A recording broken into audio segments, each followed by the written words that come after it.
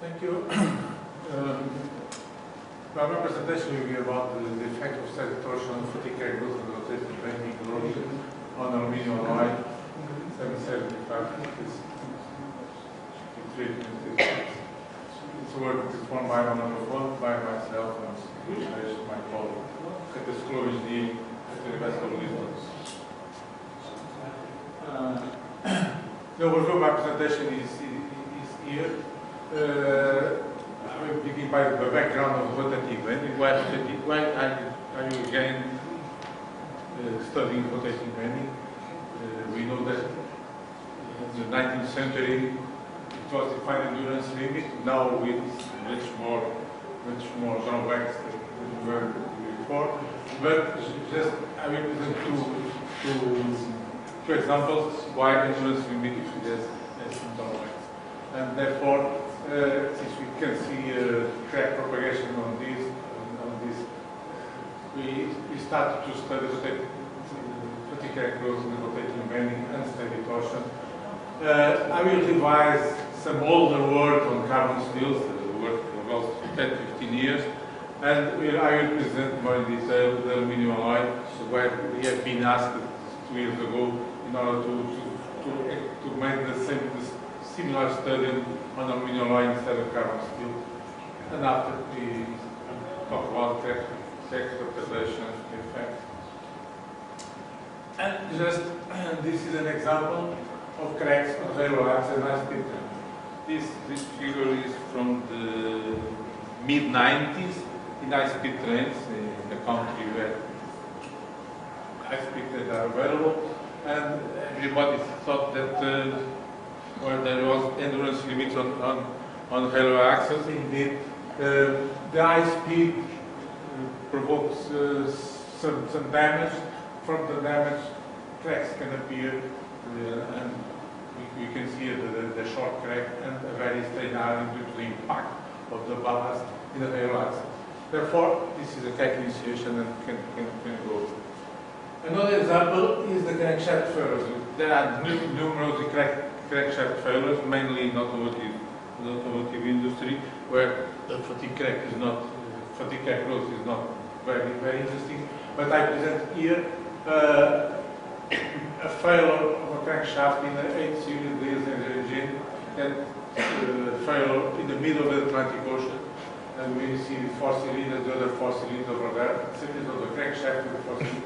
This is a huge engine, and it failed just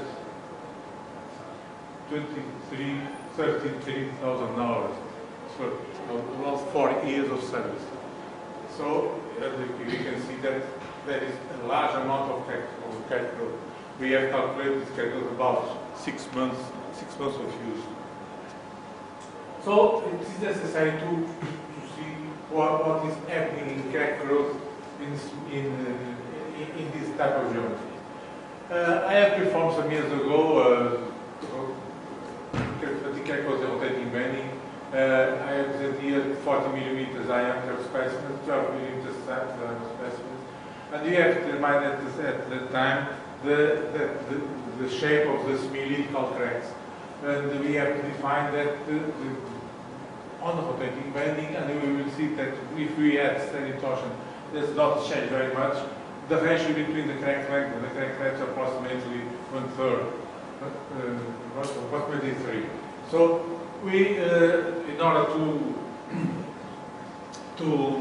calculate the stress intensity factor, we have assumed that we have this type of geometry in surface cracks, and we define the point A, point B, and point C.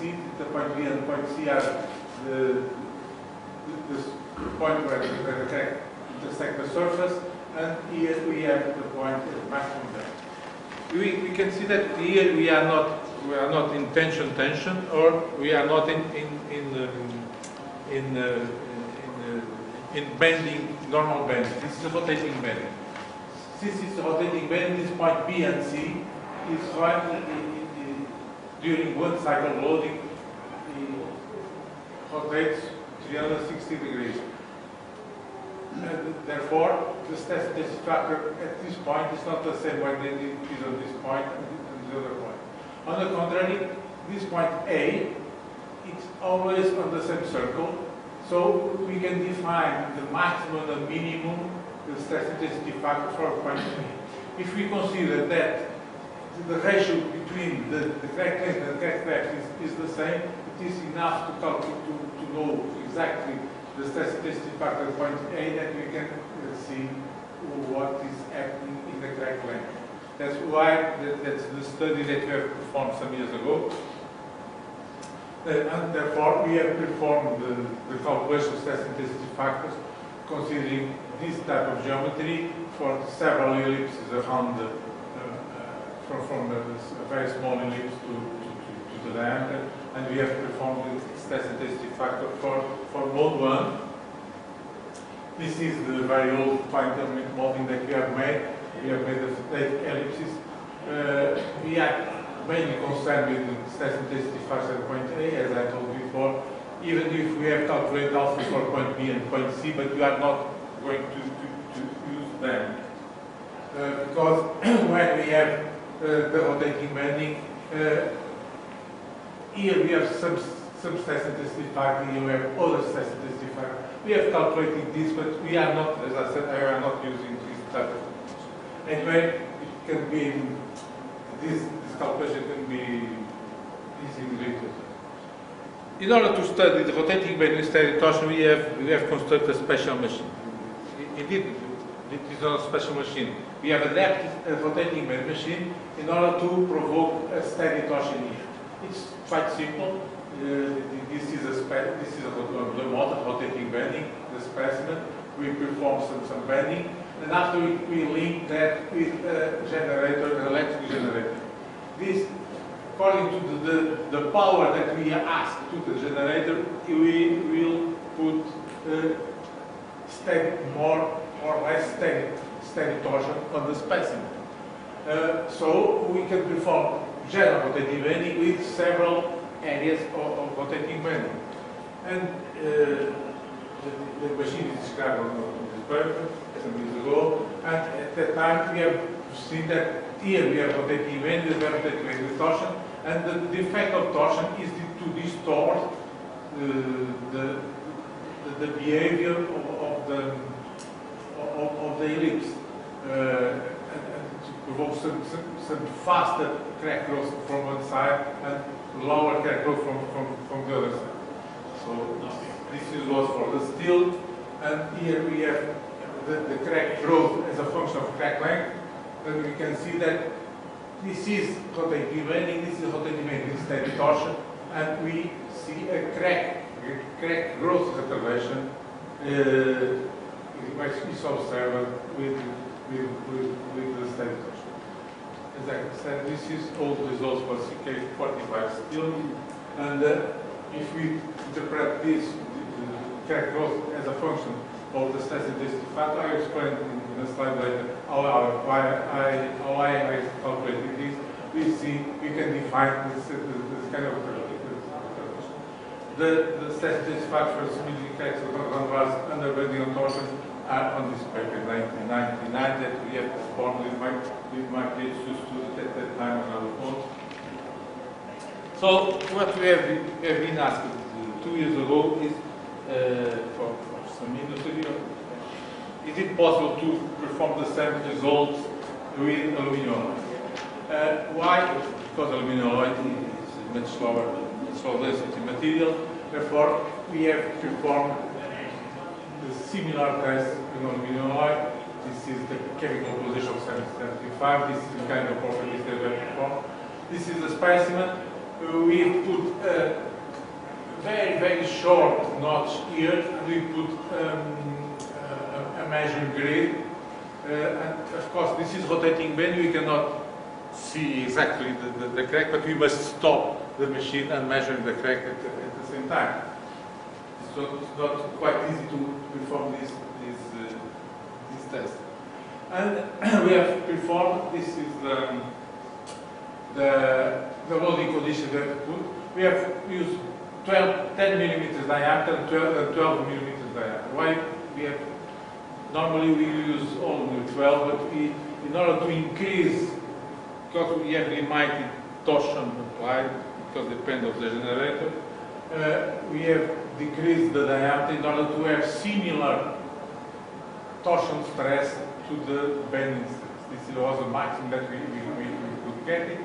Then we have performed several wide range of stress ratio, of course, without steady torsion when it is 0, or with steady torsion when we have 10 millimeters. We have much more torsion with 12 millimeters, much less other parameters like equivalent stresses, stresses, and etc. This is loading conditions.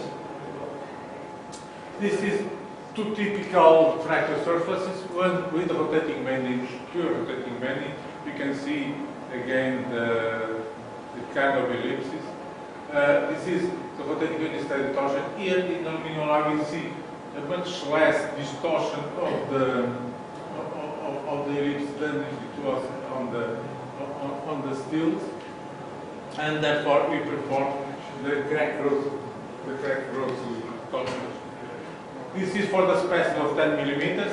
As I said before, in the 10 millimeter we can apply much more steady torsion, and we can see here without steady torsion and with steady torsion. You can see exactly a much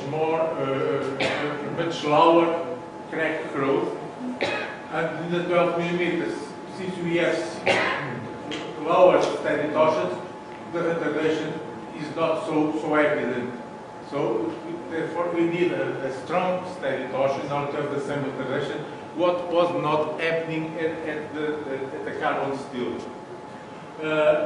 This is the high crack length with the number of cycles, but if we need to put this in terms of stress density factor, we must apply the equations.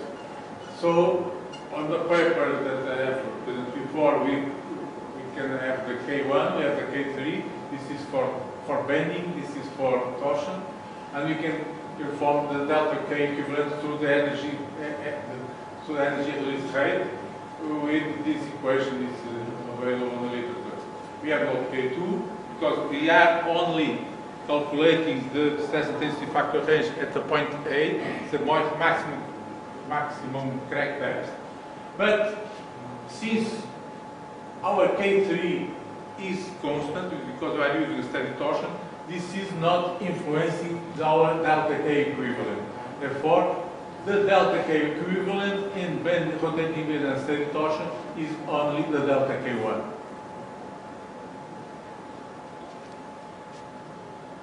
So here are the results of the crack growth rate as a function of the delta K1 or delta K equivalent, and we can see that there is much smaller crack growth retardation in aluminum alloys than was verified on carbon steel.